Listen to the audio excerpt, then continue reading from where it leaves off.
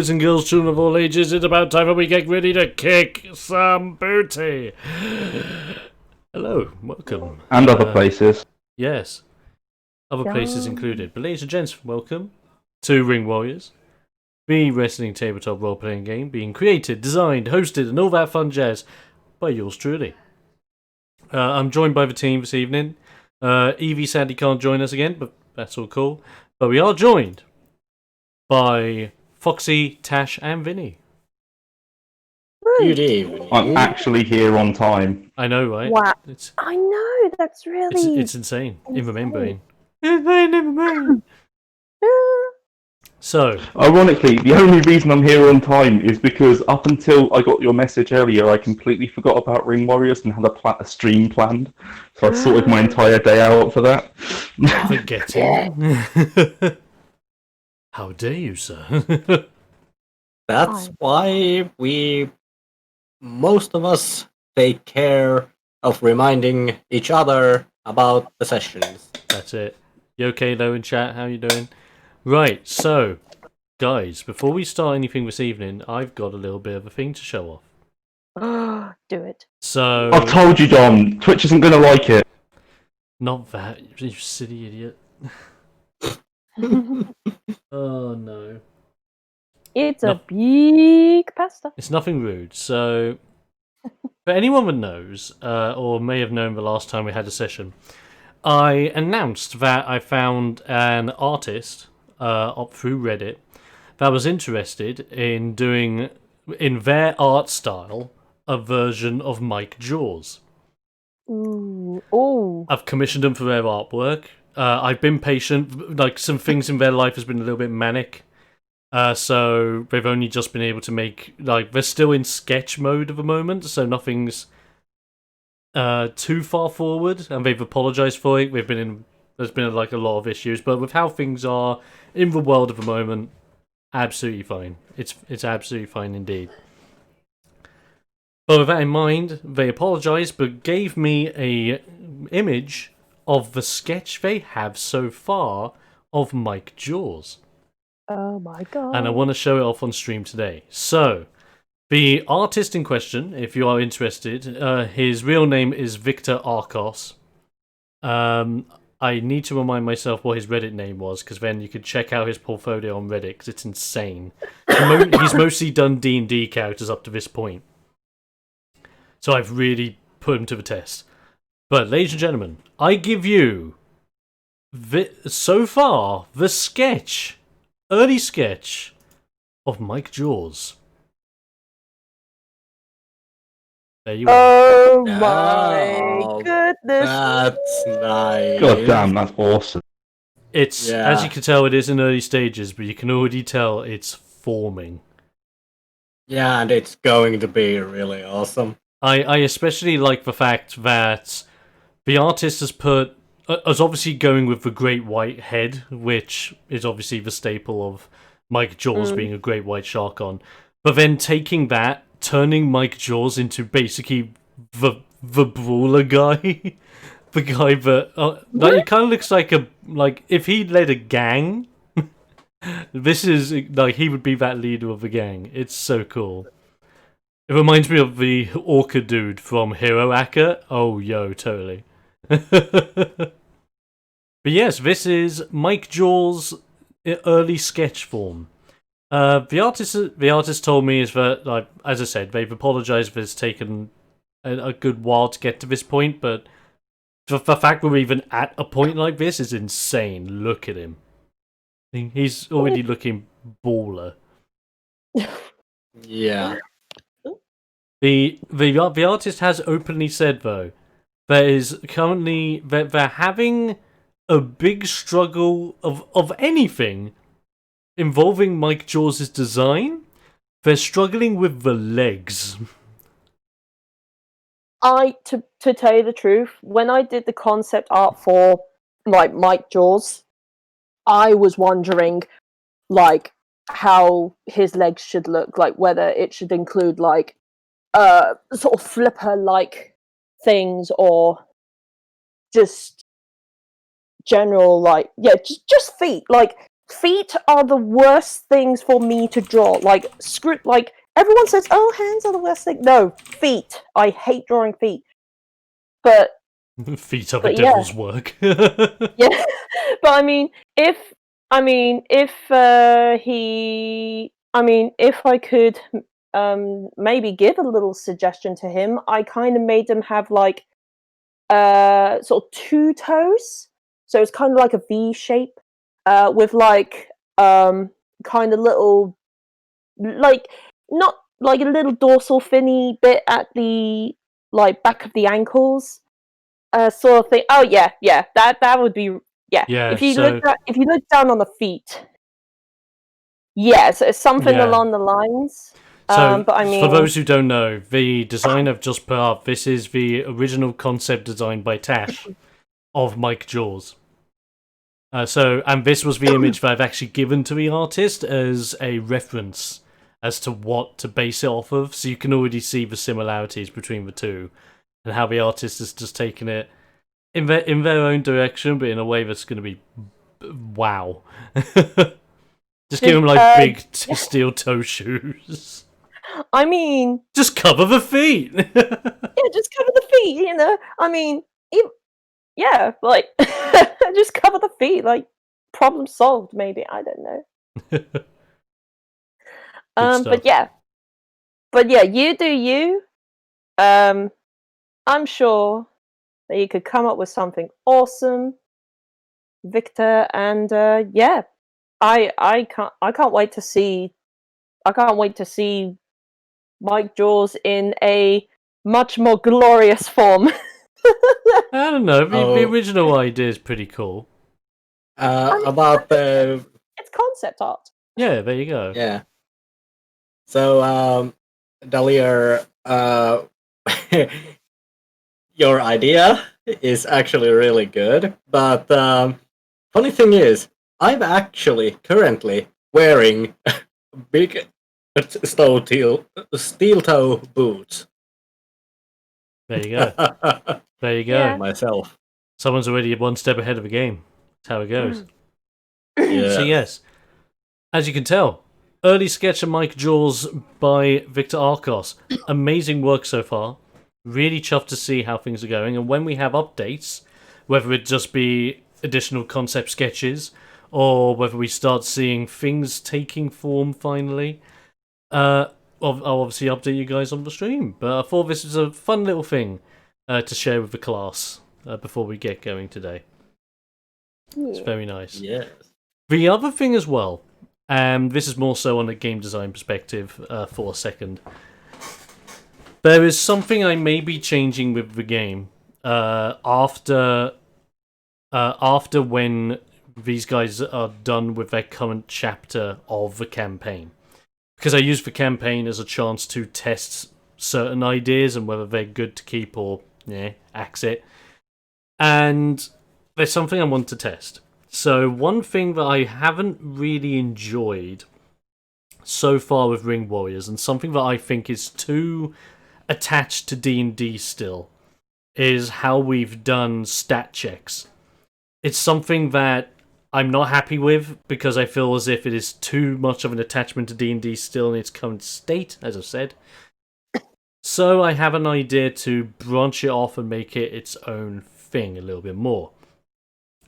And in certain parts of the Wrestler's Manual, I might actually get that up on stream so I can show visualization of it. So bear with me whilst I get this all together. Hopefully this works. So let me... Here we go. So we got our Wrestler's Manual on screen. So, this being the Wrestler's Manual, currently looking at the Luchador stat pool.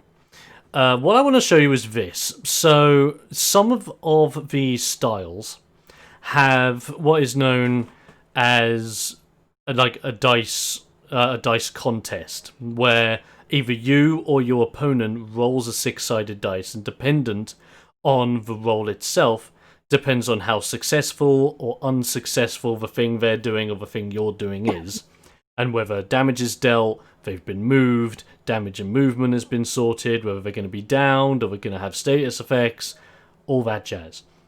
I want to take this idea and basically expand it to stat checks.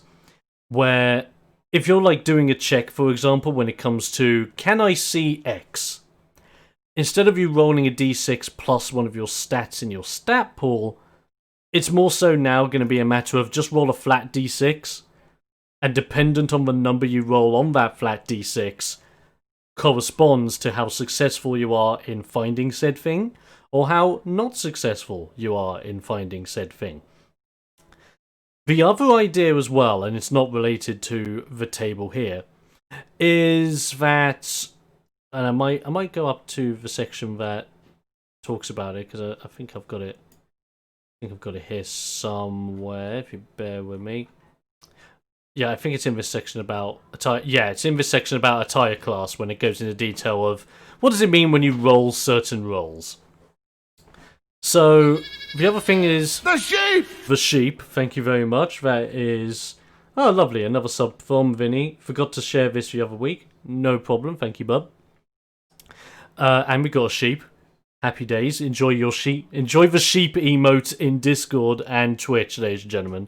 Use the sheep. We have a sheep emote. And it's the cutest thing of all time because one of my guys on Discord made it. I will shove it. There it is. Enjoy the sheep. And it's got our X logo on it and it's adorable. We love the sheep. So yes. The other idea that I'm thinking of changing and bringing in is we're not changing attire class. Because attire class, I look at it as... People may look at it and just think, oh, you're calling it AC like D&D. How are you going to branch that out? I actually want to keep attire class and the abbreviation of AC as a little, like, homage to D&D more than anything else. Where if you separate the acronym, you would know, it's not armor class, it's attire class. But... You will recognise the term AC when you come from a game like D&D. So I think as a universal title, it's fine. The thing that I'm going to change is not necessarily AC, how it's calculated and how it's used. Effectively, I am going to change how attacks happen.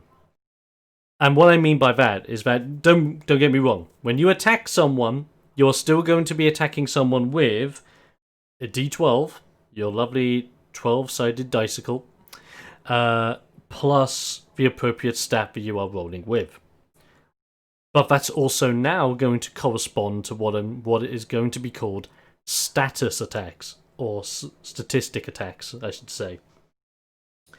Where, in the case of a statistic attack, it's going to be a matter of, let's say, for example, you're talking to someone and you want to converse to them, persuade them, or maybe intimidate them.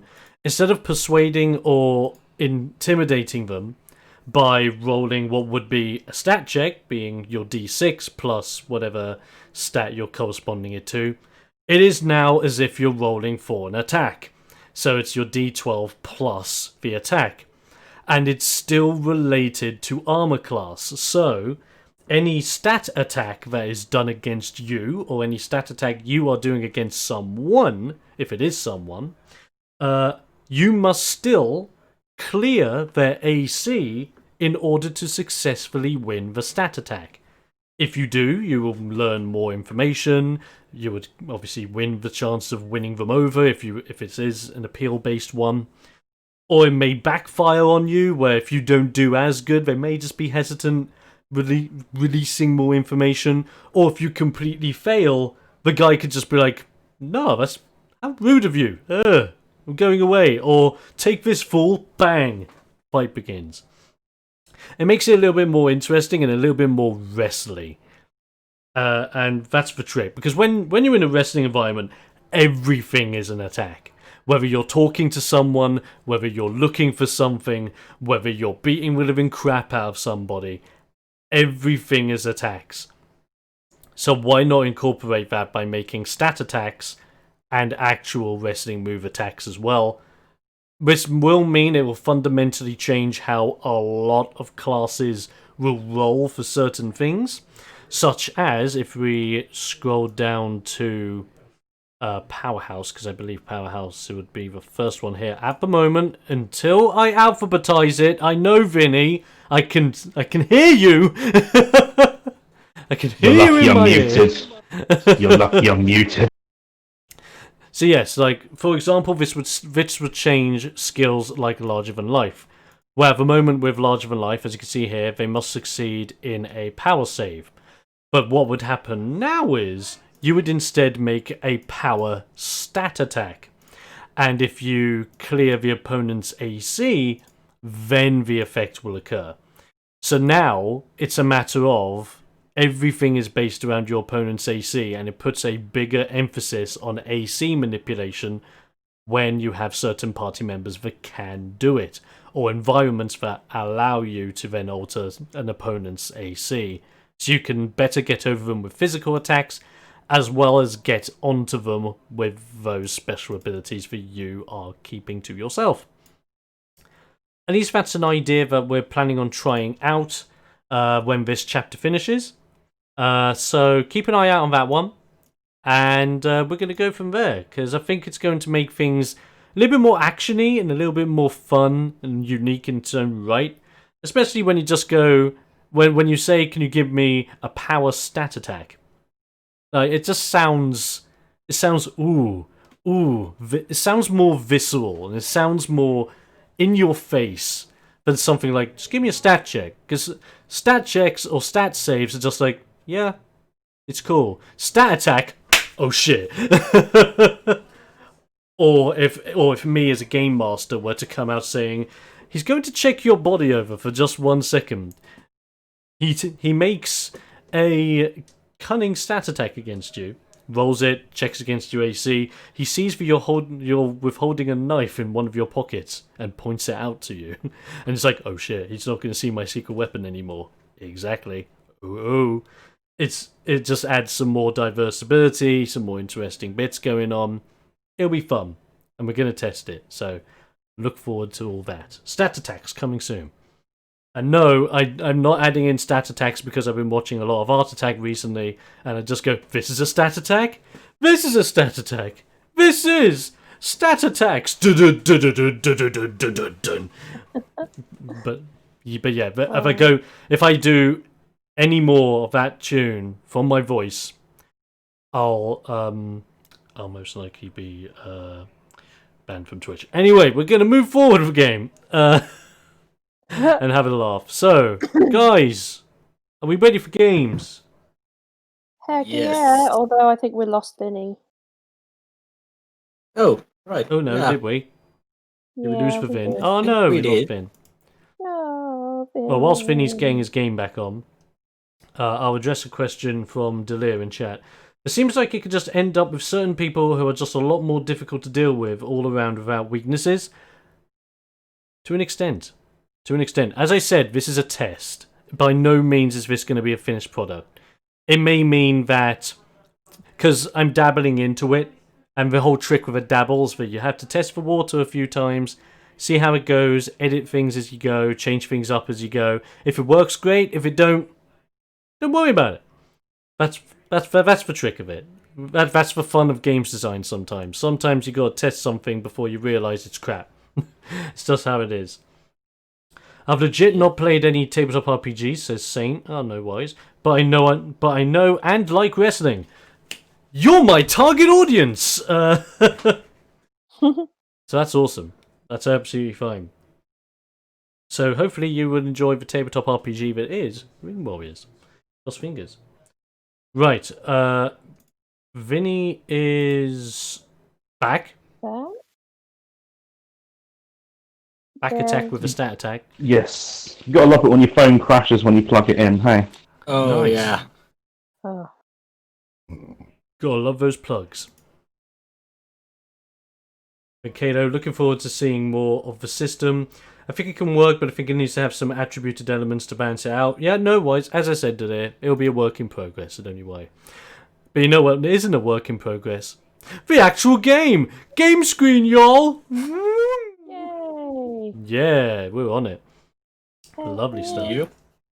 I love it. Your target audience is wrestling trainees. Seems like a very niche market, especially considering Uggy already has a games night with people like George and Callum, aka Keegan. Oh, shush, Saint. I'm not targeting it towards wrestling trainees. It's just wrestling fans, wrestling people, tabletop people, and those that are just interested in beating the living crap out of each other. Fun. So it's targeted towards interesting people, is what he's saying. Basically, yes. People of culture. I was gonna make a reference to a very hilarious series of adverts called "Real Men of Genius." We respect you, man who fills up the kettle. Aww. It's a funny series. Go check it out. Thank God you didn't. And talking about another funny series, is actually one anime, and it actually has musicals as adaptations, and it's called Kuro Shichuyi. It's really good. Or in English, Black Butler. Oh yeah. Yeah, Black Butler's brilliant. Yeah, It's a it great one. is. Super solid. Especially if you bring up Sebastian around my girlfriend, she'll go nuts. Oh yeah. Totally, and everyone knows why. Black Bible, I don't think that's safe for work. Not Black Bible, Saint. We don't touch that side of anime. God. No. Wow. Plus It's the it's meme from The plus Lion King. where everyone the- knows it's Bible Black. Get it right. It's that scene from The Lion King, Mufasa, like, what's over there? The bad anime, son. We don't go near there. Fun fact of anime Yeah. before we begin. Did you know it's from today in 1988 was the release of Akira? Nice. Oh, nice. One of my personal favourite anime movies of all time. Still stands up to this day as well. It's amazing, the art style in I that. think the thing about Akira though is it inspired so much. Akira was like the catalyst for a lot of things. Yeah. Not just anime, but even like modern day culture. Some people even think that Akira was Akira before or after Blade Runner? Would anyone know? I want to say It was after. I was after. Yeah. But like it's kind of similar to Blade Runner to an extent because Blade Runner did a lot with like the cyberpunk and futuristic genre of things when that first came out. But then Akira took it again, but then took it in the space of anime and pushed how far anime could go with hand-drawn animation and really just go nuts. Oh wow, Blade Runner was 82, yeah, so fair enough. Absolutely fair enough. Right, with all that done though, ladies and gents, are we ready to play? I just wanted to say, basically, it is then what I feel JoJo is now, especially with the way that JoJo cuts up everything and Totally. scenography, everything it does. It's a lesson, an absolute lesson in how to do something right. Oh, absolutely. Great way to think about it. Still need to watch JoJo? Yes, you do. Right, let's get kicking. There are people allowed on your Discord without watching JoJo. Vinny, wait. That's not. Hold back. Give them time. Pace. But And no, isn't. Look, guys, this isn't anime critique. The podcast, Yeah, right? this is freaking Ring Yeah. Warriors. We need to beat shit up. You know, we haven't even talked Yeah. about wrestling yet. Get it right. yeah. Yes. But what did you Yeah, want let's to go say? beat shit up. I was going to say I haven't watched JoJo's Bizarre Adventure, and I don't intend to do so. You disgust me. Yada. But you know what disgusts me? That we're not playing Ring Warriors. There you go, That is Tash. very true. And it all comes back to this. Right. Exactly. Where's the T-bone suplexes and the Kimura locks? Exactly, we're getting there.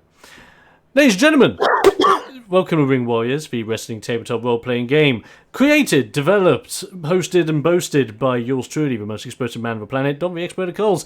I am joined this evening by 3 of my 4 party members ready to kick some ass and chew some bubblegum. And guess what?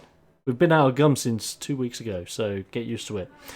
I'm joined by the current reigning champions and the little gnome Buddy and Parrot.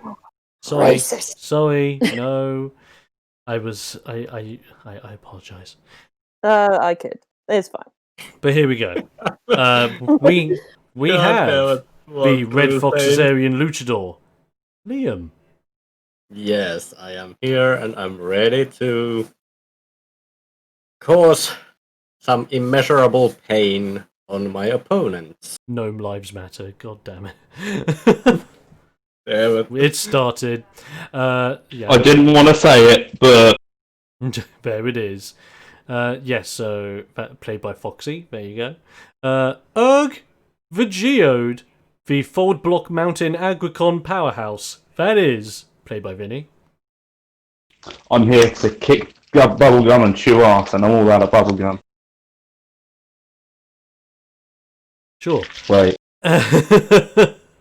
Yeah. Good luck with that.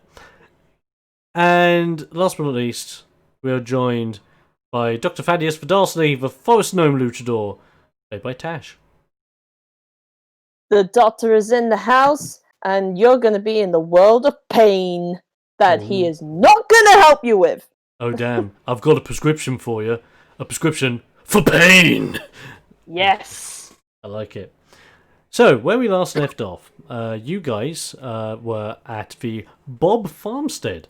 Bob being a former Ohio State champion. You've been staying with him and his wife Maud on his farm, chilling out, having a lovely time. And as you have been, you were hearing strange sounds in the night, and encountered what was simply known as a gigantic sheep beast, or were-sheep, as you later on discovered. You defeated him, locked him in the barn overnight, and when you went back in there, a mysterious, regular mouflon guy, who didn't know where he was there, ready for you.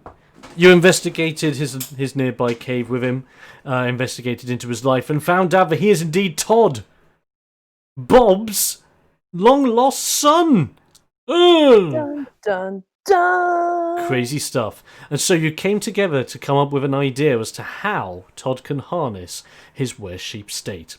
The moon came down, you worked together to tie him up so that he couldn't cause any carnage, and by the end of it, Todd has gained full control of his beastly powers. And we I also don't found... want them. I don't want the audience misunderstanding that and thinking that we all worked together, because it was me and it was Bob. Let's not lie. There you go. There you go. At the same time, we also discovered that a certain mad scientist had been the cause of such a thing. Dastardly doings, Thaddeus? No, it was more a certain Strongham. Oh yes, of course. You had discovered that the were-sheep may have been the abominable creation of one mad scientist that you guys had crossed before, specifically Liam and Erg had crossed before, by the name of Alfred von Strongham. Ooh. Ooh, this ooh. Get off the stage. Anyway. But you did well. And we continue where we left off. Todd is standing tall in a larger-than-life state. Big, powerful, strong, but fully in control. As he shouts out in pure happiness as he feels power beyond his wildest dreams, but he feels control more than anything else.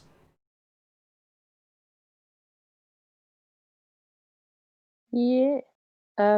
Just in case there's anything you guys wanted to do in form of reaction or anything along those lines. I think we kind of did the reaction of, oh my god, we're so proud of you, or something like that. I don't know. We'll do it again! No, All right, for you. I'm joking, okay, it's fine. You had that moment. Bob then comes over, and as we're all celebrating, just goes, "Well, guys, as much as this is a fantastic development about my son here, the only problem we're gonna have is this.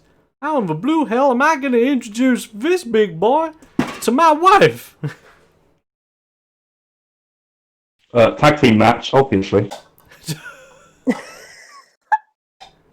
Oh, we don't want to make Maud mad. Maybe she would kick all of our asses. Maybe. You don't know Got a what she's point. hiding behind that soft mum exterior. I mean, if Mums are I, tough. That's one thing I know. Mums are tough. That is true. I mean, if I could say anything about mothers, is that you do not anger an angry mother when it comes to their child. You Very just true. don't. It is the no-go zone. So does anyone have any ideas as to how you would want to present Todd to Maud? Ooh, that's a good question. You think that? I'm just going to turn the light on quickly. Bear with me.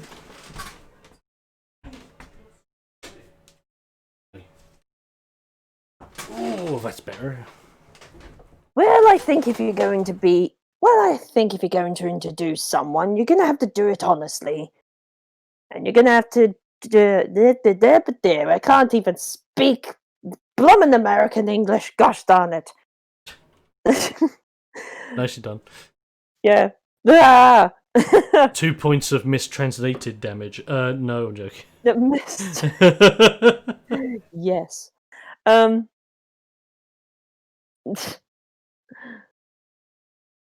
mean, no, I mean, oh, I had this train of thought. It crashed, and now Oh I'm no. sad. You were saying about being honest. Yeah, may as well be honest and lay it down to her gently, and hopefully she will react in a calm and collected way. I mean, Either that or she whoops all her asses. got a point. He That is a really good point. He looks on up at Todd to get his thoughts on it, and as he looks down at his father, just goes, "Maybe it's a good idea if I'm not in this beast form right now. I think this would scare her the most if she saw me large." I mean, yeah, that's a very good start. Good idea, Todd. I mean, I could have come up with the idea myself, but I was just hoping someone else would have a better suggestion. Thaddeus, What? shut up. I didn't even say anything bad. I was Don't be a glory hog. Just take the win you had earlier and keep it. Yeah. fine. Alright. So, with that in mind, Bob then has a bit of a ponder, looks at you guys and just thinks, well, one thing's for certain. If I'm not going to introduce Todd when he's like this, we need to wait until morning, until the moon goes back behind, and the sun comes back up again. But where the heck are we going to store Todd? He can't go back into that cave of his. He could stay in the barn. Well, that's There's not very a lot. nice. There's a lot of hay to sleep on. It's pretty comfy. And then Todd comes out at this point just to go, in fairness, it was really, really comfy on that hay.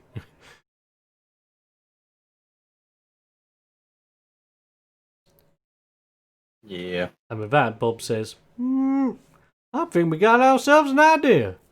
But tell you what, in order to get Todd into the barn without Maud noticing, we're gonna need to put together a bit of a distraction, boys. Stealth rocking game. Oh, So- that is. Do you have any magic tricks up your sleeve? Being Sorry. dastardly and all. Yeah, sorry, my poor brain's like, ha, you're gonna have crashes of trains of thoughts today. It's like as if you've had one train crash and now all the other trains are like. yeah, Yeah. yeah, that's pretty much what my train of thought is like doing right now. Hmm. Oh man. Yeah, sorry. Yeah, sorry. Oh gosh. Yeah, sorry. My mind's just tapping out. That's alright. Absolutely fine. Bob will basically like it's kind of like he gets all you guys into a huddle, including Todd, who's just obviously bigger than the huddle. So while you guys are huddled up, Todd's just like over the top of you guys, bending over from above. Oh. And so he gets you all together and comes up with a plan to help sneak Todd into the barn. Plan is simple. All four of you was to simply return back to the house, start talking to Maud, have a nice, just chilled out conversation. But one of you conveniently staying outside near the window until you know that Maud is completely distracted. You being the one that guides Todd over and basically tells Todd to either stop or keep moving or dashing into the barn whilst Maud is distracted. So now it's a matter of who wants to be the alerter. My immediate thought, being of my size, I can cover a window quite easily. I was thinking the same thing. I That's was a good thinking strategy. of you know, to I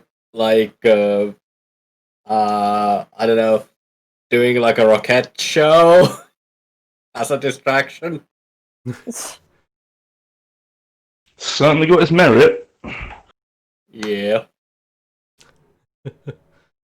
You could always use your flash powder. This Oh, is God. very true. Oh god, why can I just imagine you guys just being, how are we gonna get out of this? What the hell is that? I just flash of light.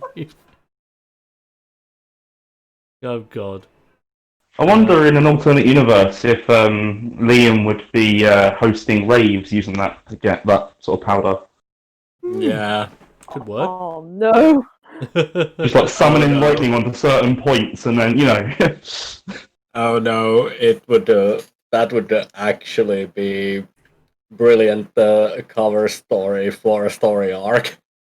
That actually would, in fairness. Yeah. No. Right, so which one of you would be the one to stay outside whilst the others stay inside to keep more distracted? Are you going to go forward with a plan of Erg is the window? It's not a plan. Erg is the window right now. Yeah, I think being the window is the best plan we have so far. Okay. As long as you're happy going forward with that. Since Todd's listening in from above you, you just kind of look up, and he gives you a thumbs up in sign of agreeance, and you begin Operation Ton of a Barn. So with that in mind, Liam, Thaddeus, and Bob, you guys are the first to head towards the house and start heading on inside. Erg, I'm guessing you are just going to position yourself perfectly right next to the window, so that there is basically no window, only Erg. Well, I am, but I'm going to start with with about half the window in view and just slowly shuffle over to not raise suspicion that I've just covered the window. Okay, brilliant. So, you guys enter the house. Bob's just doing like his regular welcoming thing with Maud, going on over to her, giving her a hug and a bit of a kiss and all that jazz. Maud looking over towards you guys and just go, so what have you boys been up to?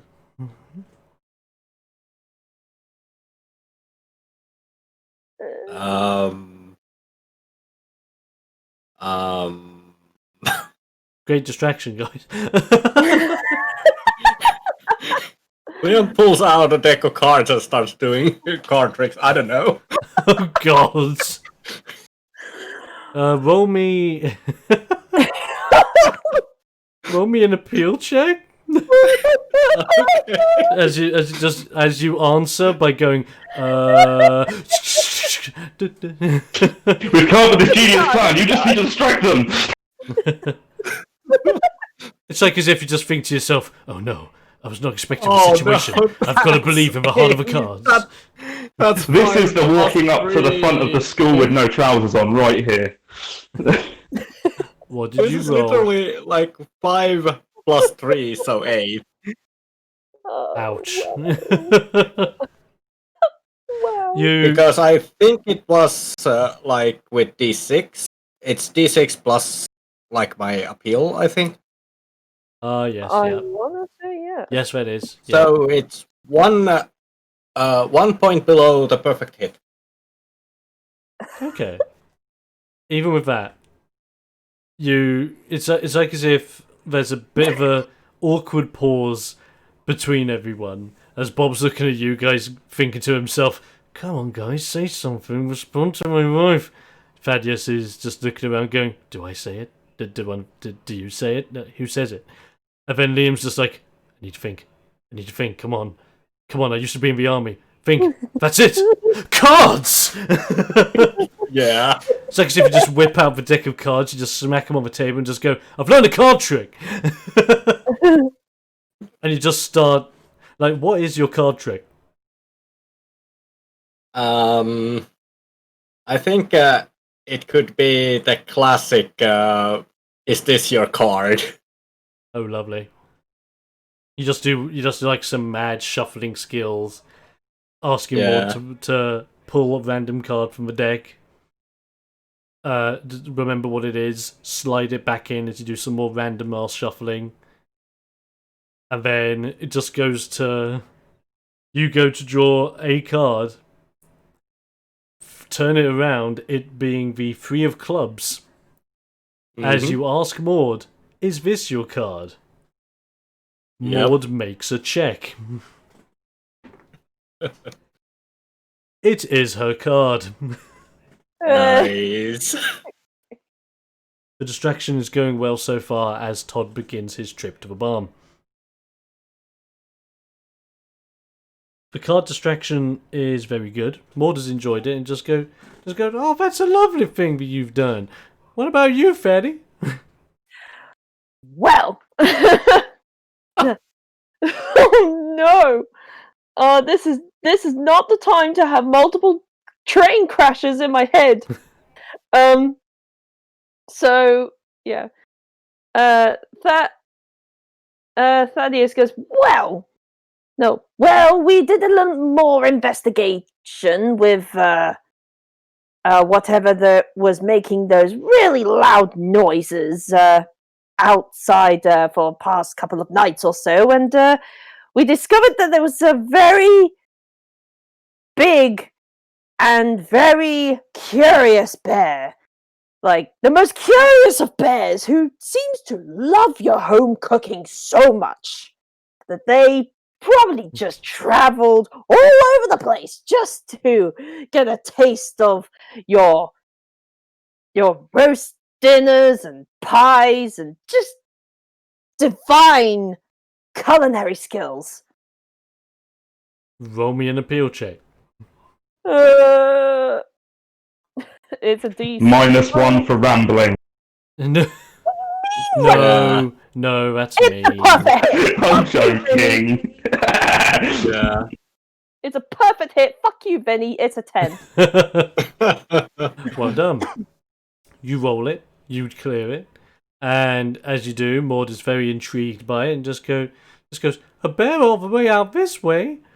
Baby, why didn't you tell me of such a thing? I would have called the guard." And then Bob just like reassures her and just going, Now, dearie, you all know what happens when the guard gets involved. They bring all the big guns, all the big lights, and they scare everybody away.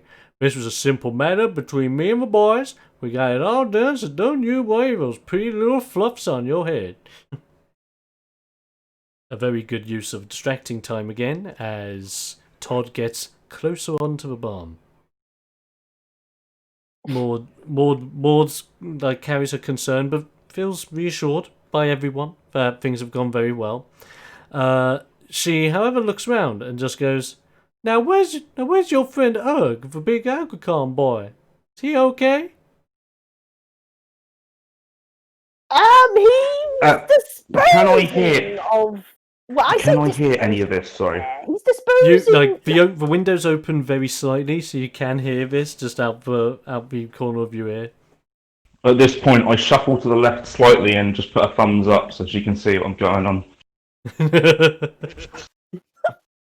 As she turns around, sees you, and just goes, Now, Urg, what y'all doing outside? Get yourself in here before I didn't even know if you fellas get a cold or not, but you just better do it.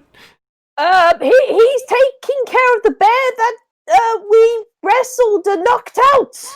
Thaddeus, shut up!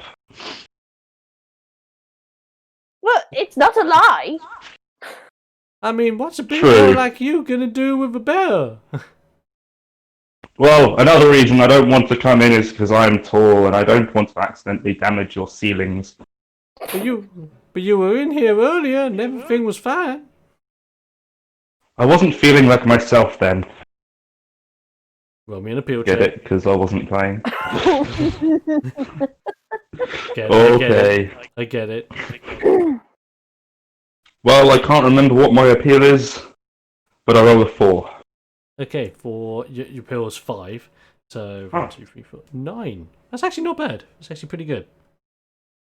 You say that to her, and she's just like, "Oh, you silly thing! You absolutely silly thing! You know my roof's high enough for you, but if you're feeling a little bit bashful, that's absolutely fine. Just don't stay out there forever. You only stay out there for as long as you feel like you can, and then you come in here when you're ready." If you make me a cup of tea in 15 minutes, I will come in gratefully. You know what? I'll get that kettle on. Anybody else like a hot one? Yes, I would love a cup of tea, milk, 1 sugar, please. Oh, lovely. I would like some tea. About 1/4 of a cup of milk and 2 sugars. And Bob just looks at her and just goes, "Just give me the usual, dear," which is just black coffee, because why not? Just shouts in, milk, no sugar, and hold the gravel. Hey, I like it. As a good source of distraction again, as Todd getting it even closer to the barn, rolling a check as he does. Oh, come on. Oh no. Oh, no. As Todd's heading towards the barn and making good progress, you can see him doing very well. You notice that as he's walking towards the barn, he kind of does the sideshow Mel thing when he stands onto a rake and smacks him. But because of how large he is, the rake comes up and smacks him in the lower regions. Ooh. And as it smacks him in the lower regions, all you guys suddenly hear from outside is "Woo!"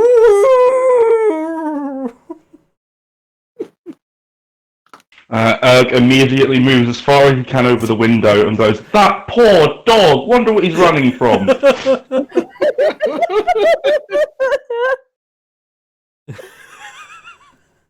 Damn it.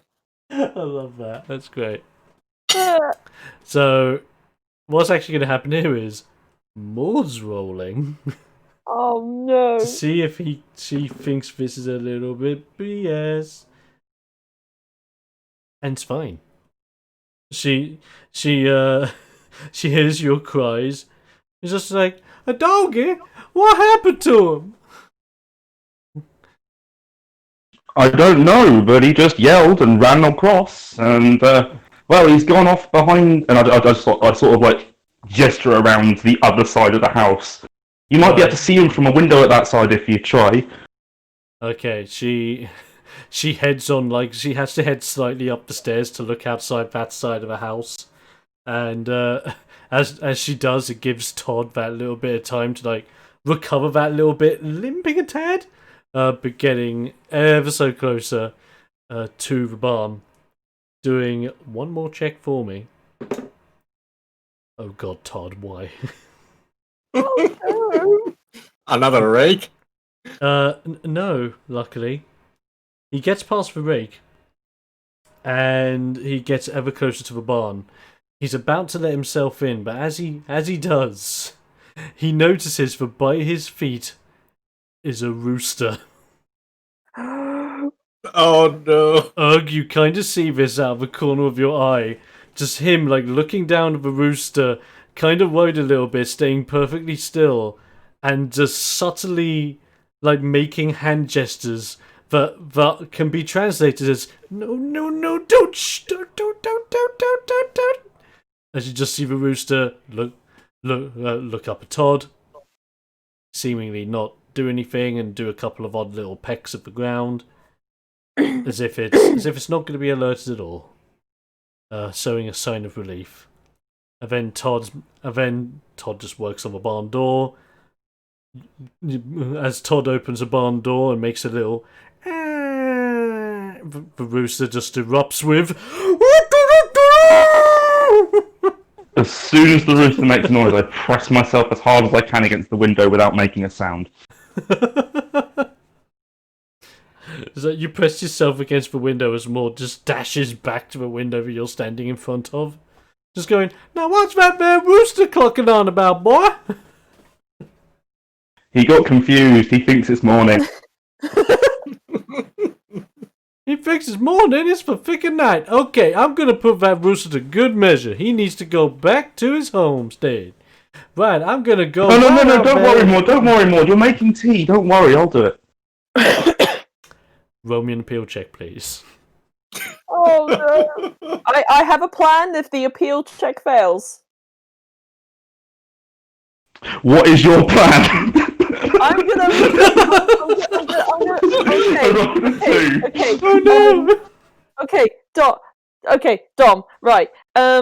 Would you say that my cape could possibly have like some, I don't know, damage, like a rip or a tear or something like that? Especially after the fight you've been in when Todd was in very bestial wear sheep form. Yes. Perfect. Okay. Yeah. As Maud is like sort of like, I don't know, trundling off to, I don't know.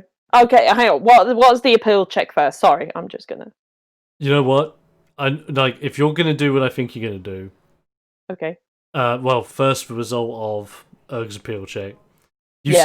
say that to Maud and just go now. Oh, don't you worry, you sweet little rocky head. Sometimes you just need a lady's touch to make sure the boys get back to where they belong. Ain't that right, Bob? And Bob's like laughing, going, "That's right, dear," staring and just glaring at Liam and Thaddeus to go, "Do something." And Okay. your plan. My plan is that Thaddeus is going to notice, like, maybe a tear in his cape. And it was, oh, would you look at that? The cape is ruined from tackling that bear, and how am I going to be taken seriously in the match against that Chase Loplan fellow when I have a tear in the cape? That's just terrible presentation. I don't suppose anyone here knows how to use a needle and thread. Maybe you, Maud. I mean, I may be grand with dastardly plans, but I'm certainly not great with sewing skills. Now, because you're being so intelligent with this as a burst of thing, I want you to roll me a smarts check, but I will let you roll this with favour. It's a 10, and I rolled a 1, and I'm sad.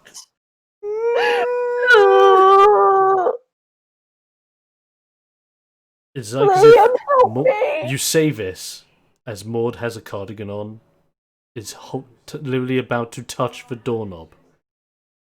Then she hears the magic words, needle and thread.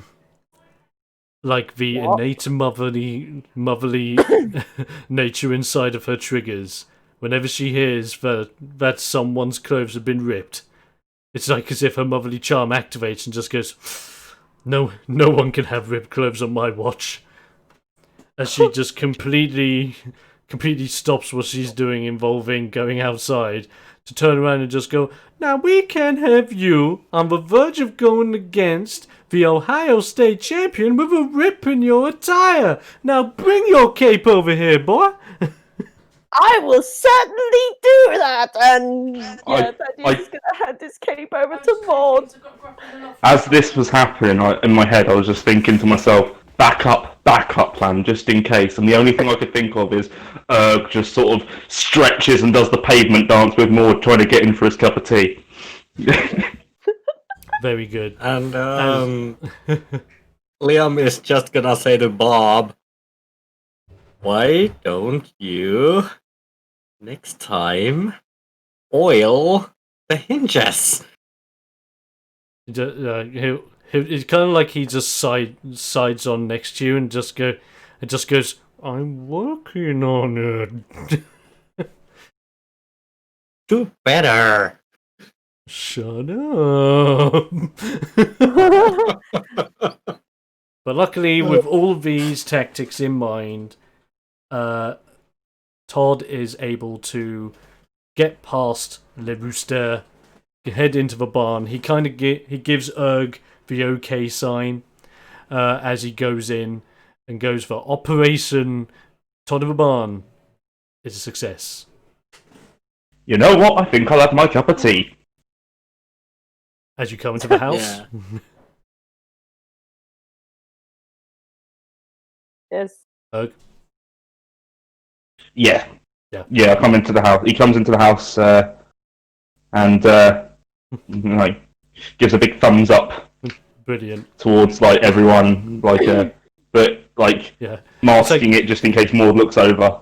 Yeah, it's kind of like you come into the house, and Maud just goes, "Oh, ain't that lovely?" You just say, "Ain't that lovely, dude? Do you mind pouring the hot drinks while I sort this out?" Bob just gives her a look while she's down on the table with the cape, getting busy working. And it's like you, while she's busy, you just take a moment to check and just put up the two thumbs up, going, "Yee!" So happy. The night continues. Maud walks. Also, Erg wants to mention about the doors as well, because he wouldn't have heard the conversation between Liam and Bob. Next time, oil the hinges. It just sides up next to you now and just goes, "Shut up." And then Liam just goes, okay, Bob, where's the oil? I'm gonna do it now, so you don't have to. It's like, the oil is right near the door. Give it a few squeezes, and everything is fine. Okay. And Liam is like, may I be excused? I could really go for some... you need to use the little lovely... fox's room. No, I would actually like to go for some fresh air. Oh, all Just right. goes, "Oh, help yourself, dear. Everything's fine. Don't forget your hot drink when you're ready." I'll take it out to him if he's not back in a minute. Nice. The night continues. Liam, you do your clever work, like oiling up those hinges. And as the night carries on, you all, as you feel tired, gradually head to bed one by one.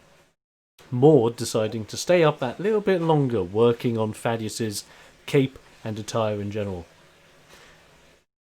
The morning rolls in. Go ahead. I feel I was going to say at this point, Thaddeus would probably be Wilbur again, like having to sort of I don't know, take off the attire and Yeah, absolutely fine. get For those things who to don't know, Thaddeus has...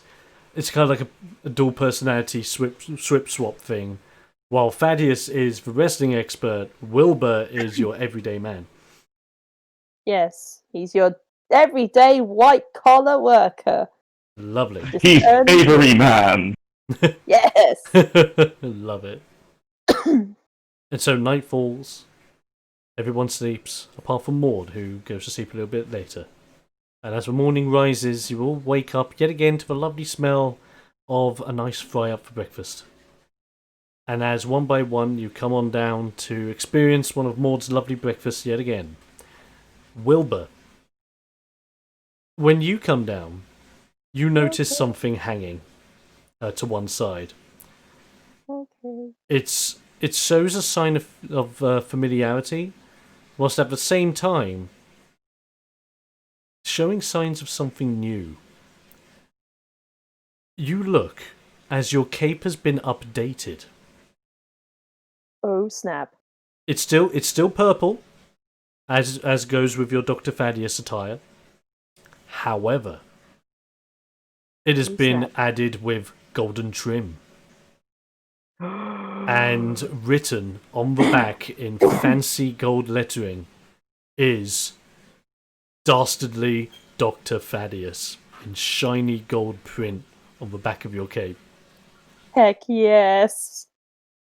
I feel so bad right now. Wilbur is kind of like a little kid at Christmas, like, um, yeah. He just doesn't know what to say. He's like, thank you so much, Maud. I don't know what to say. I mean, the embroidery on this is wow. I mean, it's amazing. Wow. I mean, I didn't realize you were so skillful with needle and thread. Thank you so much. And that's when Bob comes in and just goes, "Well, what do you think? I only gone and married the woman that made all my wrestling attires back in the day. It's not just to see a daft hand of being the best wife known to mankind, she's also great when it comes to attire fixing, ain't that right, dear?" Like Steps out, just goes to step outside now because he's feeling so guilty about having lied to Maud. Aww. Aww, Yeah, you but just it take was for the you take a greater step good. outside to get some air. As you do, Maud turns around and addresses the state of things with Wilbur, just going, "Oh, it was nothing. I only did a few tweaks here and there, and I thought whilst I'm fixing it, if you are going to be the next Ohio State champion, the least you can do is look like a champion." I'll certainly feel like a champion when I have this on. Great stuff. Oh, it's so wholesome. It's so wholesome. I love it. Now, Erg's having just a little breather to himself outside for contemplation. Was it the right thing to lie? I lied and it didn't hurt her, but she's such a nice woman. And she doesn't deserve to be lied to. Oh God, what do I do? I'm just gonna flip my rock in my hand a few times. No. It's like as if at this time the door opens up and Bob comes outside. Kind of sits with you and just goes, "Is everything alright, boy? You don't seem to be yourself this morning." I just feel bad. Your wife is one of the most genuine human beings, well, Muflon beings I've ever encountered. I've just got this pit in my stomach. Now, boy, I know exactly what you're feeling. It ain't easy knowing that you've had to lie to someone that's so wholesome and genuine. And I understand. But just know this. Just because you lied to her don't mean you weren't doing it with good intentions involved. As hard as it is, sometimes lying's necessary in order to make people happy or to make situations work. It ain't bad on you, sir. And it ain't gonna be bad on her, don't you worry. Besides, I could use your help. I'm gonna go into the barn to grab Todd and make sure he's doing all right. And I want you to stand in front of him so that when I reveal him to Maud, you can just move to one side and reveal him for me. How's that sound? I think that would make everything better. That's my boy. And tell me, if you have any other worries about yourself, you just call up Bob, okay? Gotcha. And it's Like just about, you- I would just offer up with like a bicep sort of, like Nice. bicep handshake, if you know what I mean. Oh yeah, bicep shake. Because you're both manly men. And you both head up. You head on over to the barn. Check on Todd, who's having a nice rest on the hay. And you notice Bob also notices the handiwork that Liam did the night before, opening the barn door and realizing, no squeak. Good. And as that occurs, you guys take your time to wake up Todd, bring him over to the door. He's back in his regular mouflon form. Bob's come out with some clothes he can change into so that he's not looking nuts or anything like that. And when he comes back to the house with you behind him, he looks over to Maud and just goes, "Now, dear, I need to tell you something. You see, me and the boys, we weren't completely honest with you last night." And she looks over at him with like kind of like a disappointed look and just goes, "Were you off partying again? I told you you're too old for that." It wasn't a bear.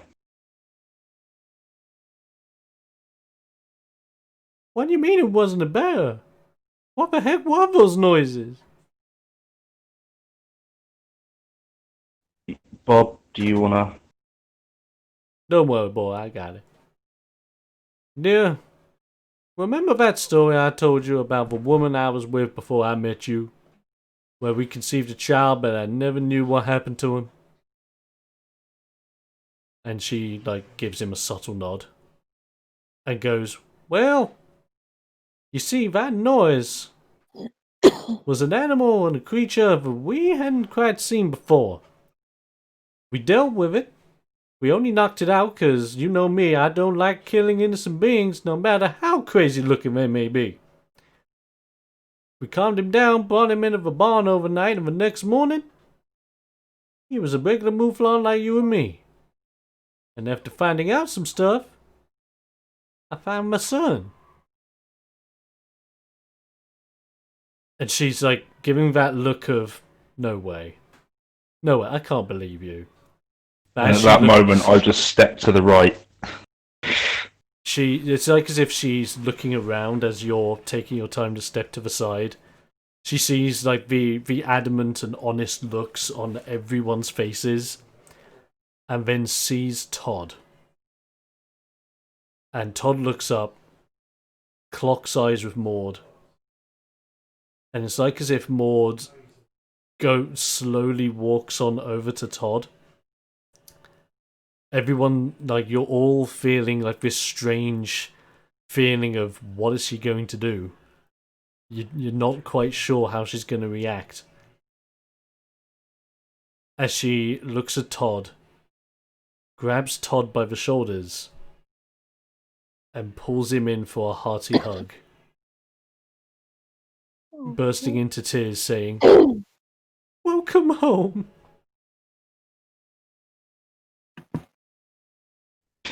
God fucking damn it, this is getting me in the feels.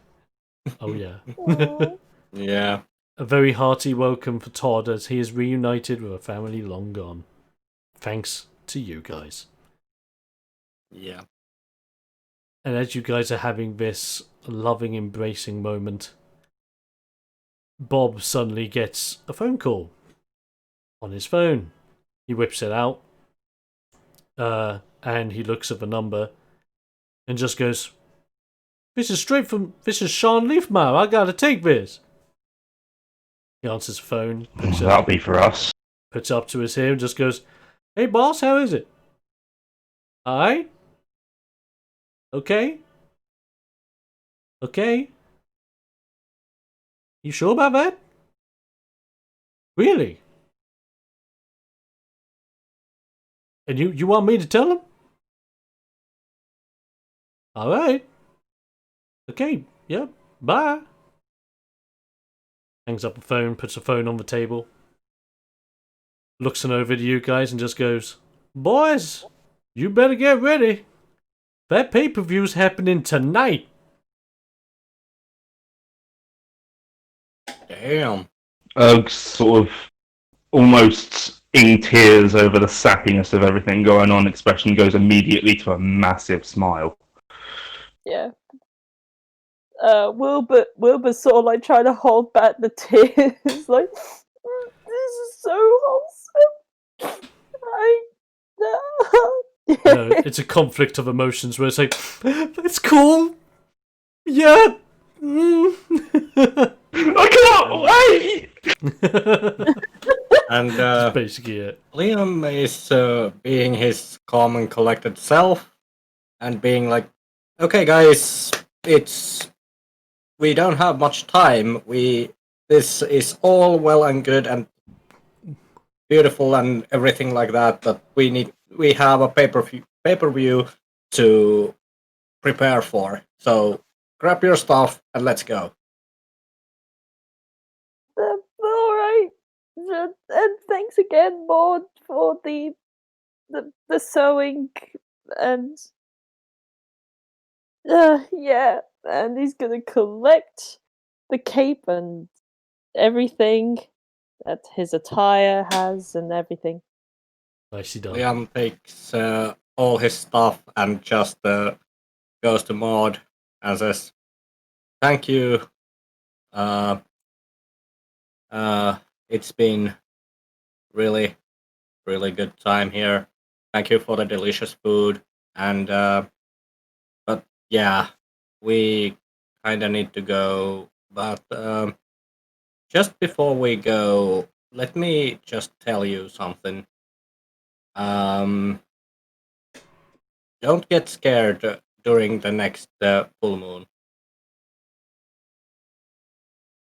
Todd has a sort of a special skill. Like, she kind of looks a bit puzzled when you say that, but looks on over to Todd as if he knows what he's talking about, and Todd just gives her a reassuring nod as she looks back at you and gives you a really strong, smiling nod as well, as if to go, "You betcha." Yeah. Was gonna just sort of walk over, like, high five to Todd, high five to Bob, a hug to Maud, and then just points at Todd and Bob. "Next time I'm around here, I want a match. There is nothing you can do about it." And then walks off. And then turns back around. "Oh, and Maud, you are the best person I've ever met. Don't ever change." You just see Maud like hold on to the area around her heart. And she's just like, "Well, ain't you just the sweetest thing? You go kick that ass, baby." "I always do." It's kind of like turning into what what's his name from the Goonies is going, "Hey, you guys!" Oh. In pure emotion. But yeah, you guys are getting all your bits ready to go. Bob waits for you outside with his own personal truck as he's ready to escort you guys down to where the pay-per-view is going to be occurring. But as he pulls up his truck, he brings you guys together and says, "Now, boys, I hope you're all ready for something, but this may end up being an arena you may not be used to before. It's an open-air arena in the middle of the farmsteads that we call the Barnyard. And the reason why we call it that is because the pay-per-view in question is called the Bash of the Barnyard. Something special that we tend to put on at least once every year.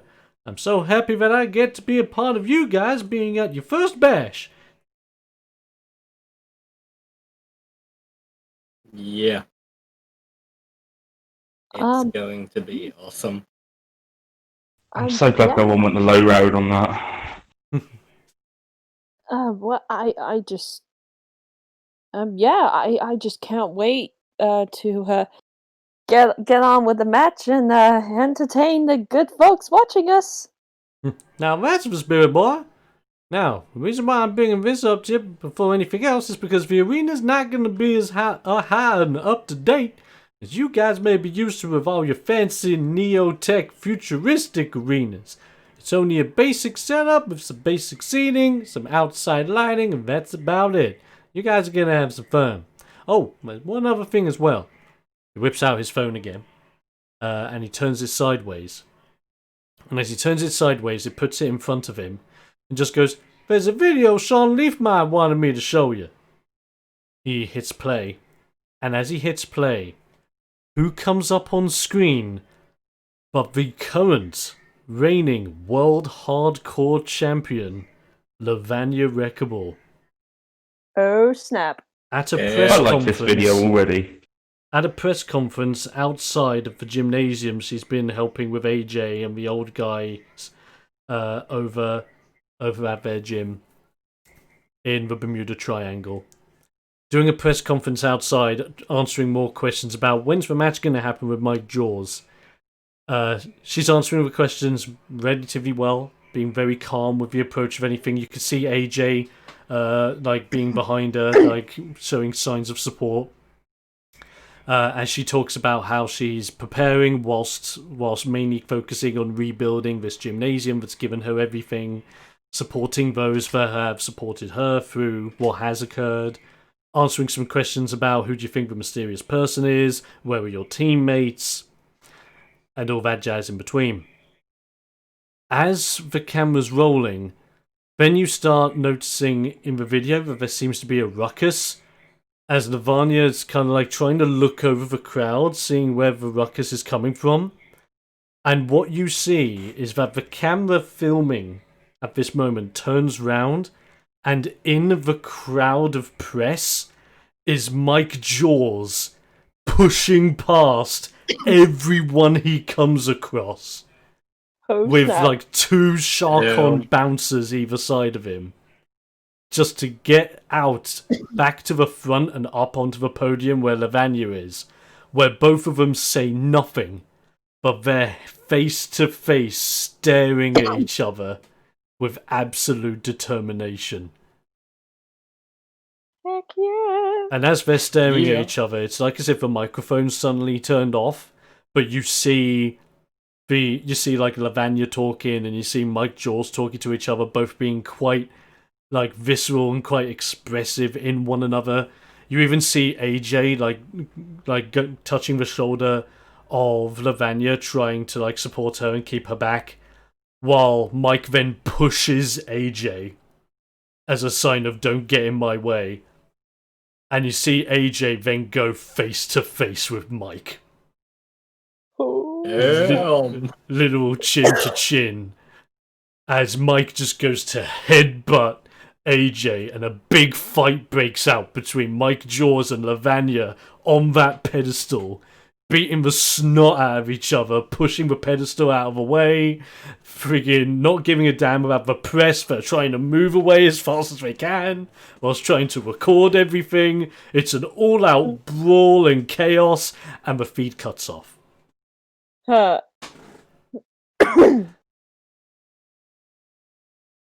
Bob shows this to you and just goes, "Sean sent me this video and wanted me to show you guys, since we don't exactly have the best signal over here, but our internet's pretty strong.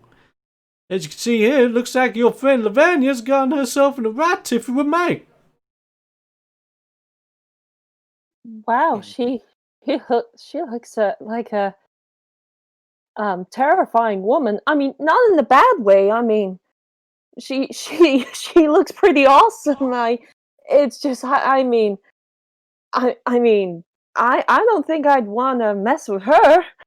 Wilbur, She is an awesome woman. she's an also awesome easy. woman. She's a terrifying woman. And she Yeah. is probably one of our best friends. Yeah. Aww. And with that, Bob drops a bombshell with you and says, "Because of this little scuffle that happened, Sean Leafmeyer had to make a press announcement concerning it all. It looks like right after you guys have had your bash of the Barnyard, tomorrow night, Mike Jaws and Lavanya are having their rematch. Damn. What? So soon? Put our money together. We're getting express tickets to that as soon as this is over. Yeah, Like, definitely. Bob hears you say that and just goes, "Now don't you worry.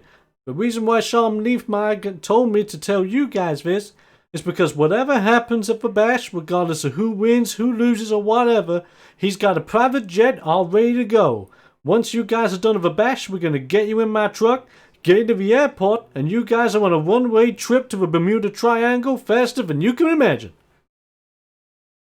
We And that's when... can't wait.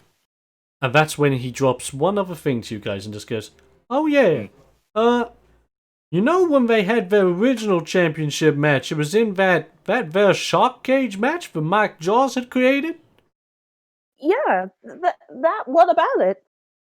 Well, as an additional security measure to make sure that no one interferes with the match, they've changed things a little bit to make it more secure." I mean, how so? So, as we all know, the shark cage is the exact shape and size of a regular steel cage. But in addition to being a steel cage, it's fitted with wire so strong and so painful with shark tooth that it's capable of cutting flesh off of anybody. Or in your case, sir, I guess it's capable of chipping away at that there rock of yours. So they're making sure that no one can get in, essentially. Effectively, yes. Now, that's a regular shark cage match. What they've now done is, not just is the ring itself going to be surrounded by shark-on bodyguards capable of taking out any man, heck, these bodyguards are even capable of being state champions on their own. But not just are they doing that, they're reinforcing the base of the ring, the only part of the ring anyone could potentially burst out of, with pure steel, making sure that anyone that tries coming up from down below ain't gonna have a single chance. But by doing that, it also means that whenever Lavanya or Mike gets slammed onto the mat, it's gonna cause severe damage. Oh, shark bombs and their aggressions. Oh, and one other thing. For some strange reason, Mike had a very weird request that Sean Leafmeyer agreed to. Okay. You see, instead of a match having the championship on the outside like what happened involving Radaban, as far as we're aware, the current World Heavyweight Champion has no intention of showing up to this rematch, as far as we know. So instead of keeping the championship outside so that someone brings it in to the winner, the championship is now going to be suspended above the cage. So now there's an additional way to win the match. You can win by knocking your opponent out, pinning him, submitting him, or jumping for a leap of faith off the top of the cage in hopes to grab the championship belt. Nice. I mean, none of them are Loplins, and Loplins can jump pretty high. Exactly. I mean, it's a very weird request of Mike to ask. He's not exactly the most leanest and meanest guy. He's a huge hulking brute. And I know Lavanya is quite the same. Quite well built and a very strong force to be reckoned with. Why Mike would suggest that the championship belt be suspended, I got no idea. But he must be doing it with some strange intention in mind. Wait, What is Mike's class again? So Mike, as far as you guys can remember, you know he's a powerhouse because he has used powerhouse skills. Yep, no, fair enough. Yep, no, I know exactly what the plan is. But you don't know if he has specialised in other areas. Well, no, but I'd rather stick with the plan that I know would work than the one that I don't know at all. Oh, fair enough. And with that, immediately Erg sort of clicks his fingers and just goes, "Powerhouses. They don't skip leg day." Wait, didn't Mike have like a really big operation that that uses some kind of advanced technology? I mean, what if he's going to demonstrate something like that? Like its capabilities and everything. I mean, I don't know whether he would know such a thing, but I'm just putting it out there.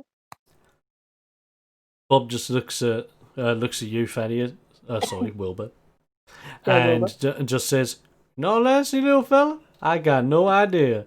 Sean Leafman's kind of wondering that himself, but he's kind of got some men keeping an eye on Mike, trying to gather any information in case he spills the beans on anything. But as far as we're aware, he hasn't stated as to why he wanted to make this change. All we know is that he just wanted to add it in as an extra countermeasure."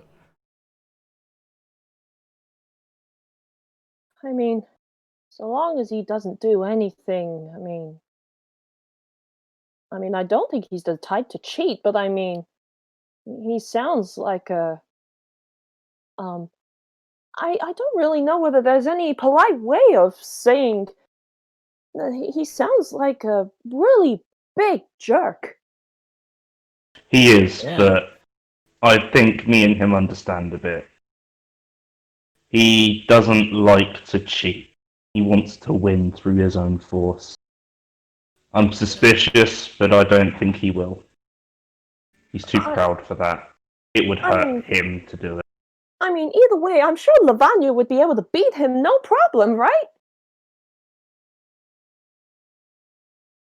Yeah, probably.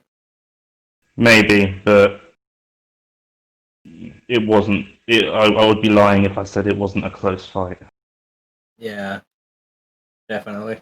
It's going to be a close fight, nonetheless.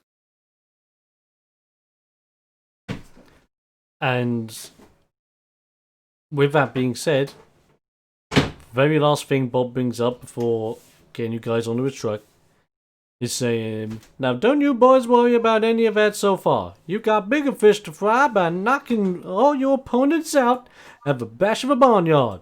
Let's get that out of the way first before you can root on your buddy back in the Bermuda Triangle. Oh, by the way, by the looks of things, Sean Leafmeyer's giving you guys front row seats to the main event."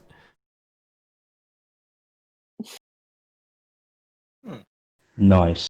Oh, yeah. At this point, like Wilbur's just sort of like gushing, like a fanboy sort of thing. Oh my gosh, this is so exciting! Like, Awesome. yeah, what? Yeah, wow, this is so exciting. This is all happening so quickly, and Like, Bob just comes on over and kneels down and puts both his hands on your shoulders and just goes, "Buddy, don't you fret. You need to focus the most out of everybody. Everybody's eyes are going to be on you being the contender against the Ohio State champion. And trust me, I know that better than anybody else. But all you got to worry about is putting on the best performance you can possibly do. Even if you come out of that match as a loss, you're going to end up winning more than the champion is ever going to win. Experience. Never forget that. But why am I even talking about losing? You're going to kick his ass." And he just gives you like a proper smack on the shoulder. "Oh, I'm sorry. I'm Dave." It's okay. Like nothing feels broken. It's fine. I keep forgetting my own strength. Tell you what, boys, put your stuff in the back of the truck. We're heading to the barnyard. Heck yes. Yeah. Road trip.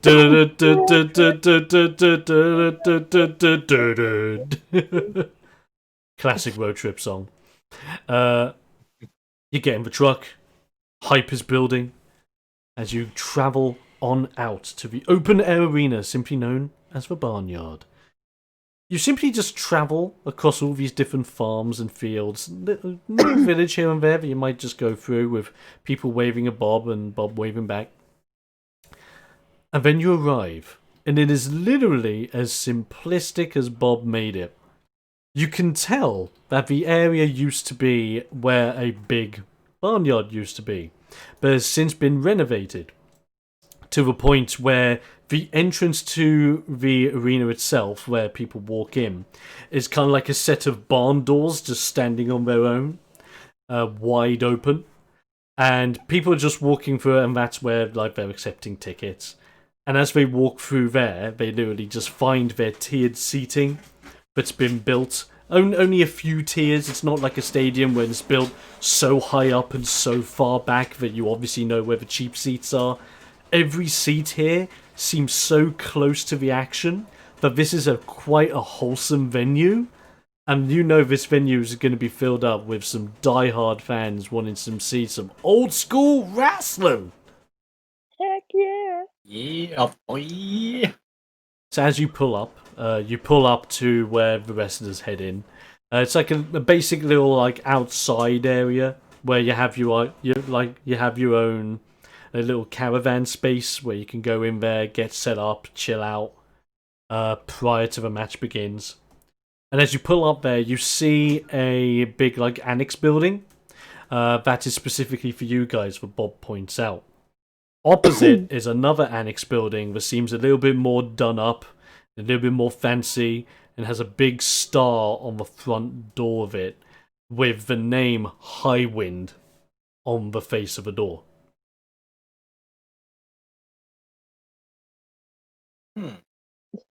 I will now leave you guys to see if you would like to do anything. Just knocks the door quite heavily.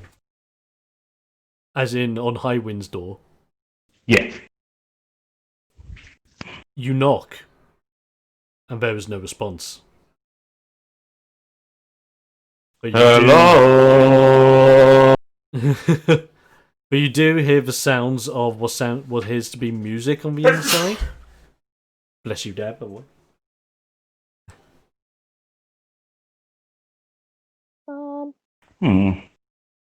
Well, he's probably psyching himself up. And as you start to walk away from the door, you notice out of the corner of your eye that Jace Highwind is in there, but he's laughing his head off, having a fun time with a couple of bunny girls. Well, he was keeping his time to himself then. Oh, definitely. As you're stepping away from the door, you kind of like hear someone on their way up just going, "Hey, you! Yeah, big rock guy! Get the heck away from the champ's door!" Big rock guy. Who the hell are you? I'll have you know, I'm Jace Highwind's manager. No one gets to see, touch, or even talk to the champ until his match is over and he's doing a press conference, alright? If you want to talk to him, you get back in line like everyone else. Come on. And he's trying his best to push you. And while he's doing that, I'm just sort of stretching, and as my arms start coming down, you see I've pulled my belt, and I'm just slowly pulling over my shoulders so he gets a very clear look. It's like, Sir, I have to assert myself. Don't make me get security to move you. There's not many things on this earth that could move me, and security. I mean, we should probably get ready. And sorry to disturb you, sir. We didn't mean any harm. Wait a minute. You, gnome boy. You wouldn't happen to be the contender to Mr. Highwind, would you? Well, I mean, I mean, when I'm in costume, I will. Yeah, yeah. The Yes, name's Wilbur, yes. sir. Oh, that's And fantastic. you don't want to make a scene, do you? You don't want to make a scene by disturbing the contender for the championship's entourage now, do you? Oh, no, of course I don't. But tell you what, I've been actually looking over for you. Can you do me one big favor? Oh, okay. You see, when the champ beats the living daylights out of you, can you come out of your trailer a little bit later on wearing this t-shirt? And it's a t-shirt. It's actually one of Jace Highwind's pieces of merch. And it's a t-shirt that simply reads, "I came to the barnyard and was beaten by the champ, and it's a picture of Jace Highwind with the championship belt around his waist. I just grab it off of him and chuck it over my shoulder. Oh no! I'm like, Oh, okay. I'm like, he sees this T-shirt, and then just a bit of a smile creeps on his like lips, and and you hear the very familiar snigger going. Me, where's something as garish as this? And you notice that his hand is over his face at this point, and goes, well, of course I'd wear it if you can get it over my dead body. And he'll just throw it back at the manager before kind of removing his hand from his face and just realizing what on earth has just happened, and goes, I'm gonna go to the trailer and get ready for the show. And he's just so flustered that he just starts walking away. Like, oh god, what have I done? What have I done? He just shows like a sign of pure rage on his face, and just thinking, that's okay. Not wearing the T-shirt. The champ's gonna beat the living daylights out of you, so that you're not gonna wrestle in this town or any town ever again. You hear me? And as he shouts that loud enough to the extent where the door swings open. And who comes out of the door than a Loplan with no shirt on, with quite a ripped out six-pack, a pair of black jeans on, with a simple belt on him, just opening up the door and looking out, just going, "Hey, what's all the commotion out here? Hey, it's the little guy. Hey, and everybody, how you doing?" I was just about to go to my trailer. You think I give a damn? Nah, it's great to see you, because I get to see you without bruises on your face before I kick the living daylights out of it. Trust me when I say that this one is quite hard to kick. I've tried a few times. He looks on over to you, and as he looks over to you and just goes, "Oh yeah, you're that big white guy. Hey, I've seen you. Weren't you the one that won that championship quite a while ago?" I am the one that dominated that championship, yes. Well, that was a really great match, I have to admit. Too bad your opponent was an old-timer on the verge of retirement. Alright, Dom, I'm going to be rolling a couple of checks in the back to see if I don't just instantly lurch out right now and smack into the ground. Oh yeah, because I'm seething too. Like that, Wilbur's seething too. The only thing he's going to do whilst you guys are doing this, he's just going to make an enemy of one last person. Oh no. As he looks over to Liam, the quieter one of the bunch, and just goes, I find it quite hilarious, though. Out of the three of you guys causing a big fuss, I see the big bad fox over there stays quiet. What's wrong, Foxy? Got a problem? Scared shitless? No.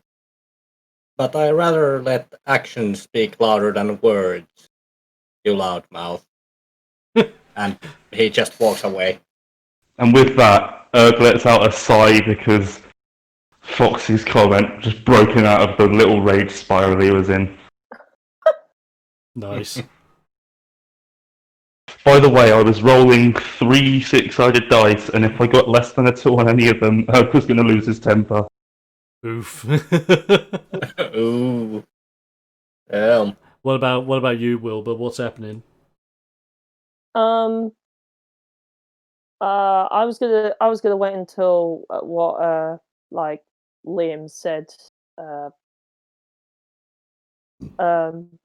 Upon hearing the actions speak louder than words, I think the rage will subside a little bit, and he's going to like go up to Chase, and he goes, I know the manager said that technically we can't make physical contact with you until after the match, but I just want to give you a bit of a handshake as a sign of sportsmanship, and as a kind of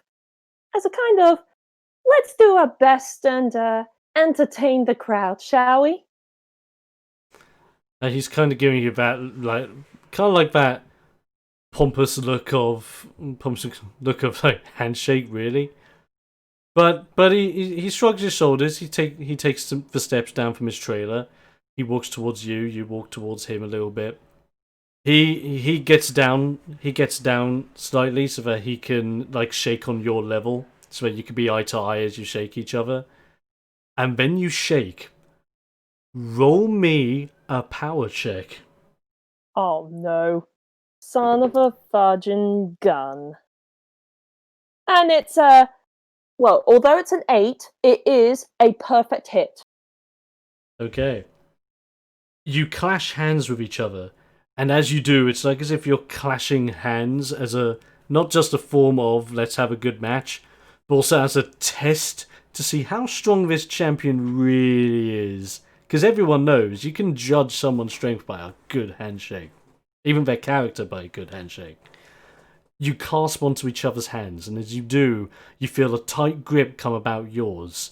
Both of yourselves just locked into what seems to be a very long grapple of hands and minds as you're staring into each other, dedicated into not being the one to give up the shake.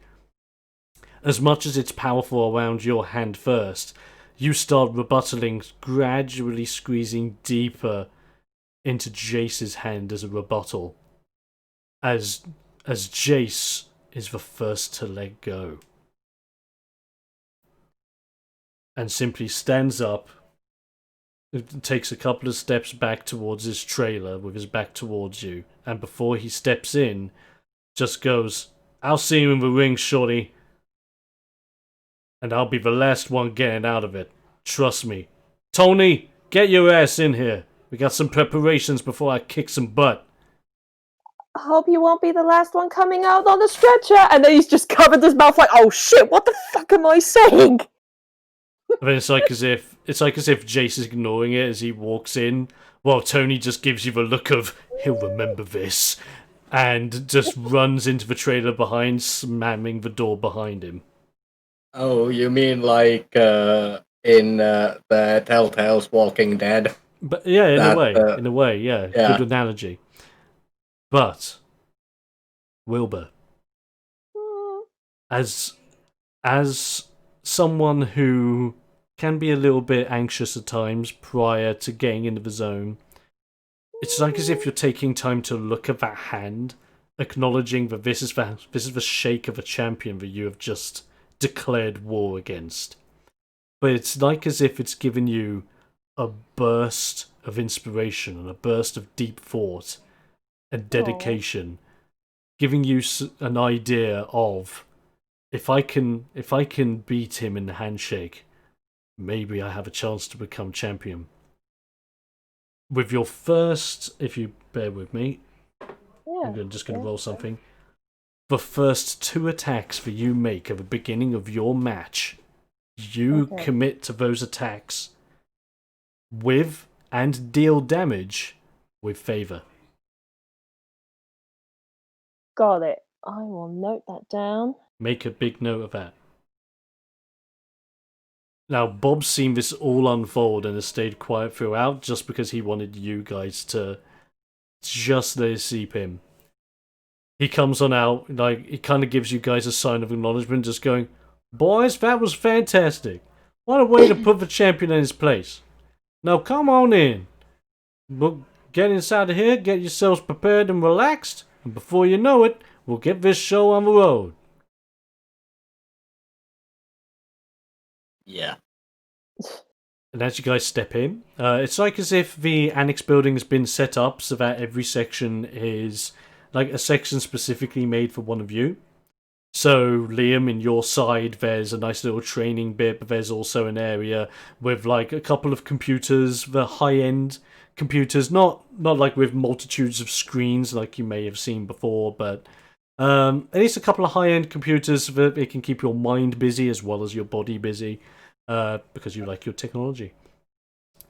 In your area, it's like as if you've got a very hardened, strong hammock so that you can lay on it if you wish to chill out. But on top of that, you've actually got a mini court and basketball hoops set up on your end, as well as some dumbbells to be working on as well. These Wilbur. people knew me. I know, right? Wilbur, your section is kind of like a double entendre. You've got a nice couch, just a nice simple couch with a nice end of couch table, with like a couple of drinks just put on there just as a relaxing area. And then you have a cupboard.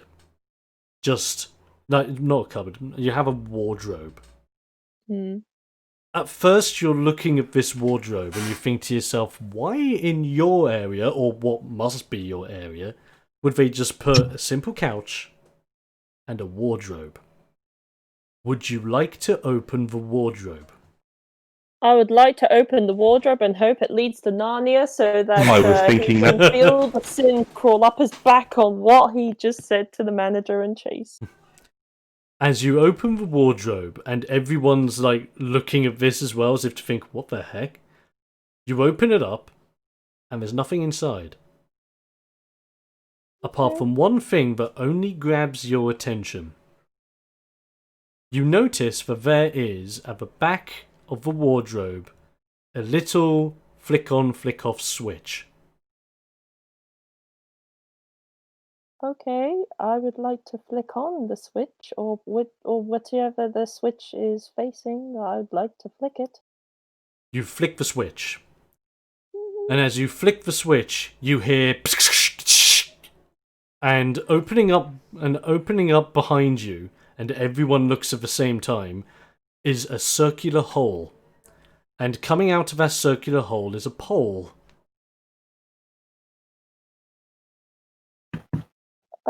Like, is it a pole that I can remove, or is it like a fixed pole?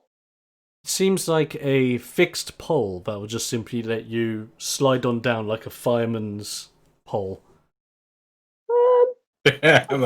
Okay.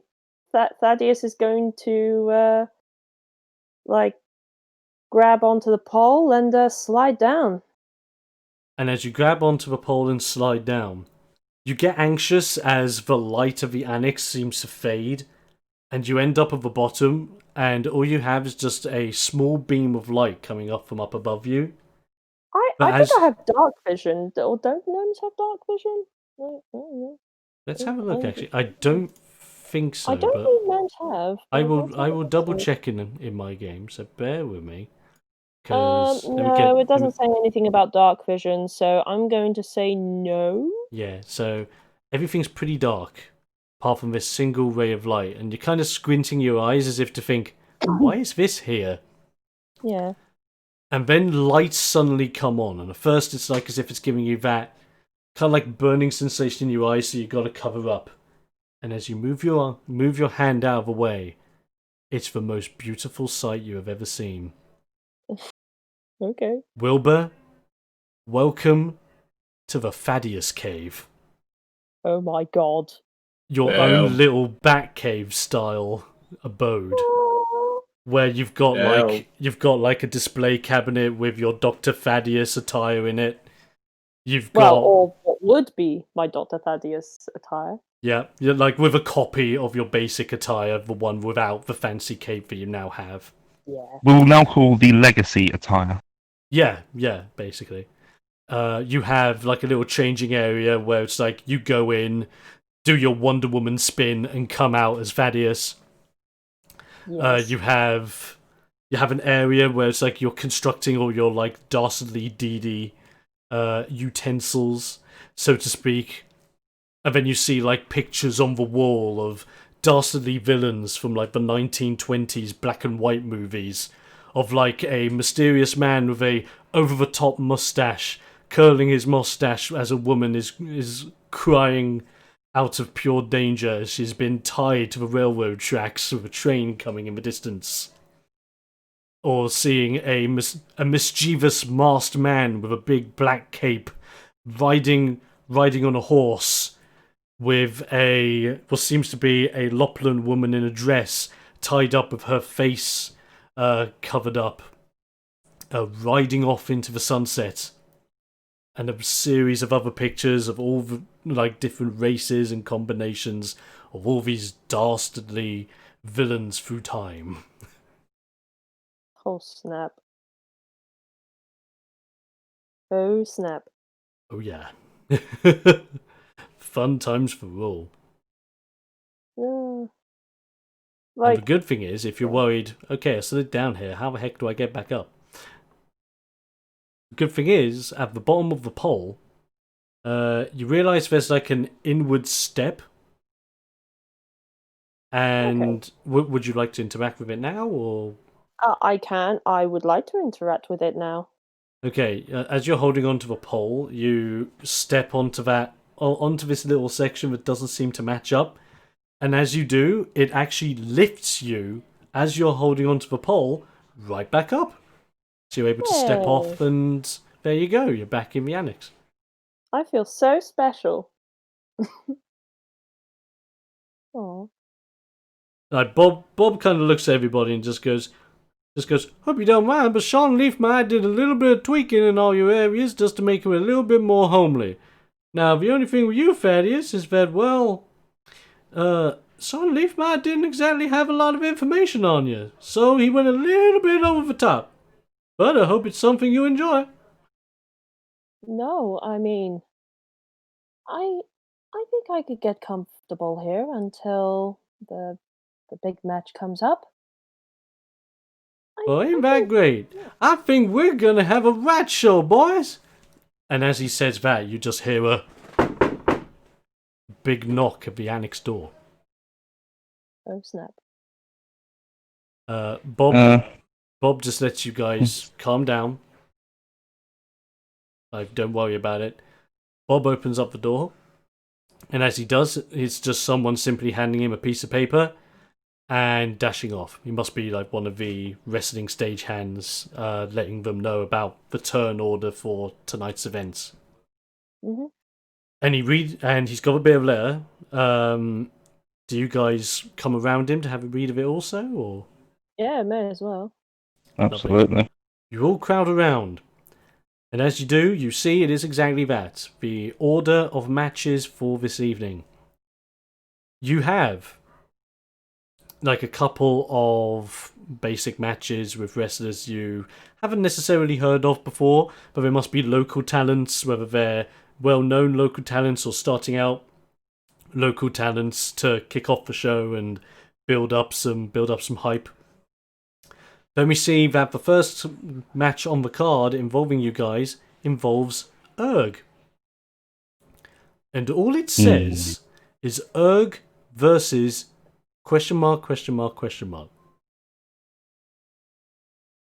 Ooh. Then after that, we see... Go ahead. I was like, oh, I like this. I like the sound of this mystery fight. Then after that, we have a match with Liam. Mm-hmm. And Liam, you see a name that instantly gives you a smiling face. All right. You read the name of Karatov. Oh, damn. He's made his way to Ohio. This is gonna be so much fun. That makes me so happy. He's got to keep coming back. He's fucking Karatov, man. Karatov is so Yeah. awesome. Such a In Soviet boy. Russia, Carrot crush you. Yeah. He's so It's like as if you read the name Karatov and you know exactly who it is, and you could just picture him in your mind just going, Bulgaria Supreme! In circus I was known to bench press 10 million carrots at the same time! Oh, except he is Belarusian. Yeah. He was Belarusian. Yeah. Whatever, but I still powerful in series of carrot lift. Ho! Oh. And then after that, you see in big letters the main event. Main event at the Bash of the Barnyard. Current reigning Ohio State Champion Jace Highwind. Also known... Oh, bear with me. Oh. What nickname did I give him? Crap. I gave him an awesome nickname that fit perfectly well with his personality. I have it written down, bear with me. Chase the arsehole Highwind? The arsehole. Oh, man. Simply known as the twat. Oh, we suck at giving him names. That's it. It was the hopping heartbreaker. Jace That was Highwind it. That was it. versus Dr. Thaddeus the Dastardly.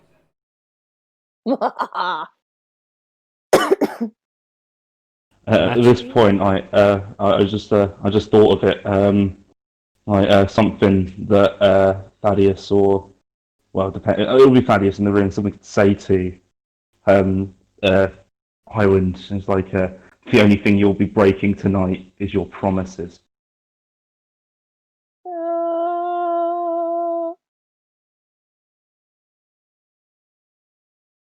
Nice. Nice. And with all this being said, hype enters your heart and minds, eyes lit up, ready for the fights ahead. And as you build up the hype, ready to move on ahead, we'll have to see what happens next week on the next gripping installment of Ring Warriors. Heck yeah! Yeah.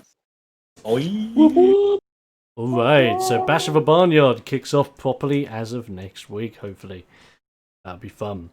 So, just to go over, in case anyone missed it, it'll be Urg versus Mysterious Opponent. It will be Liam versus returning favourite Karatov. Yep. And the main event, Dr. Thaddeus the Dastardly taking on Jace Highwind for the Ohio State Championship. Gonna be a good one.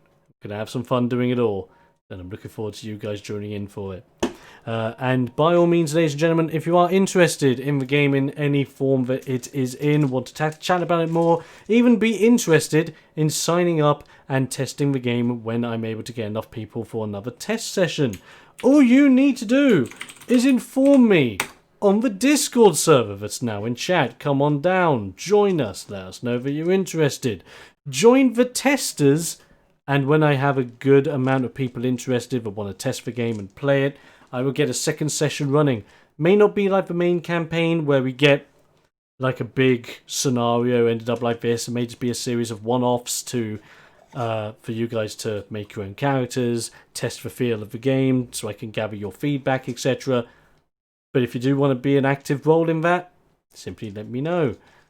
But with that being said, ladies and gentlemen, thank you very much for joining us this evening for another great episode of Ring Warriors. I have, of course, been joined by my team, as per usual, being Foxy, Vinny, and Tash. Bye-bye, Yes. everyone. Good night. Bye. Good night. Tune in next time, or we'll have you killed. Wait, what? Don't believe him. Don't believe him. Yes, don't believe me.